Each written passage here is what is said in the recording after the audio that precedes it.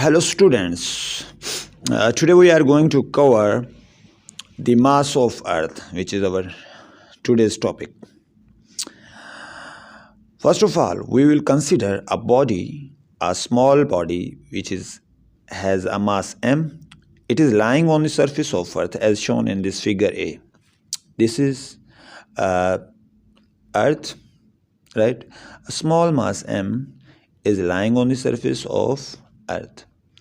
Earth will apply a pulling force due to gravity on the small mass, okay, which will be equal to law of gravitation. F is equal to G m1 m2 upon r square, where m1 is mass of earth, m2 is small mass m, and r distance between both bodies is equal to radius of earth. So when earth will apply a force on this body small m, the mass m will also feel same force toward the center of circle, right? This pulling force which is felt by the small mass m is equal to its weight, right? The weight is equal to mg.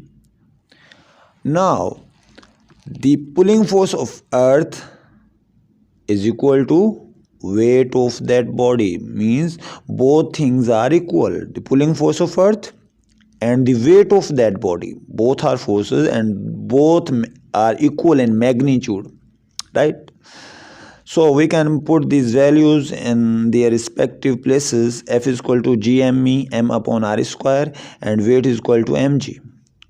As we are going to find the mass of earth, because it is given, it is asked to us derive a relation for mass of earth, so we have to find mass of earth. So we will keep only mass of earth on this side, all other variables will be sent on the other side, right? Okay, so r square is in division. When it will go on other side, it will be multiplied, and g and small m are multiplied here, so when they will go on other side, so they will be divided. So m will be cancelled by m, and this is the formula of mass of earth, right? It was our answer.